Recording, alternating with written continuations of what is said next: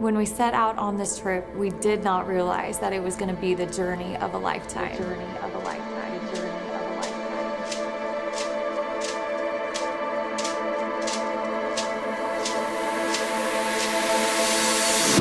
lifetime. So I remember being on the ground in Honduras, and Pastor pulls out his phone and he begins to tell me the story of this unreached people group in a remote village in Honduras.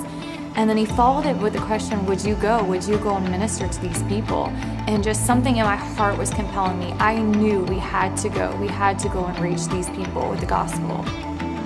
It was going to require traveling by car, traveling by boat, traveling by putting the car on a boat in order to get to these people.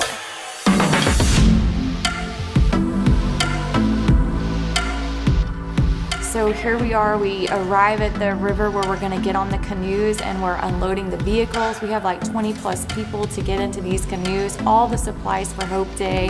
And you know, I'm sure that these canoes weren't even supposed to hold that much weight or people, but we just had to do what we had to do, and we got everyone and everything there for the event. No one in that region had remembered anybody actually coming in person to this village.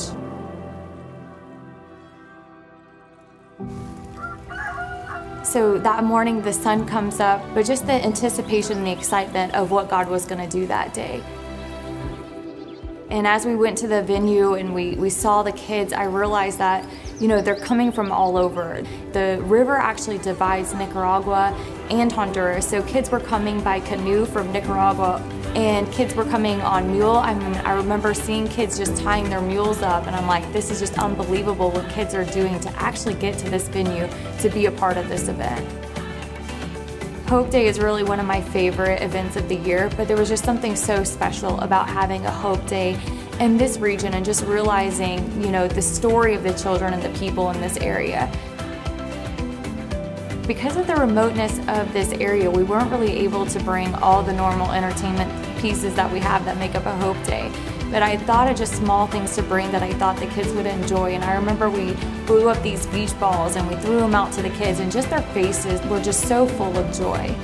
It's something that's so small, yet it's making such a big difference.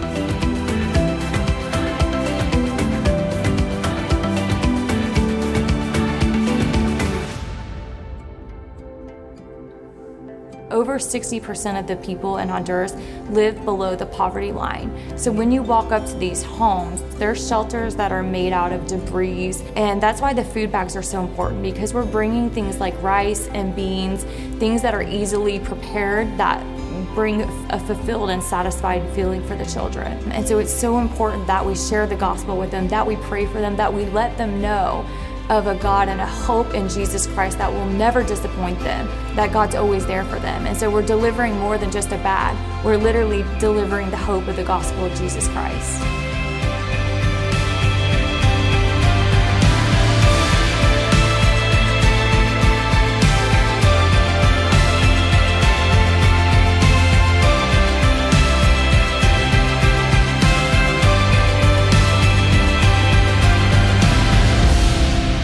Get involved with Hope of All Nations, we invite you to partner with this mission. For more information, visit us at hopeofallnations.org.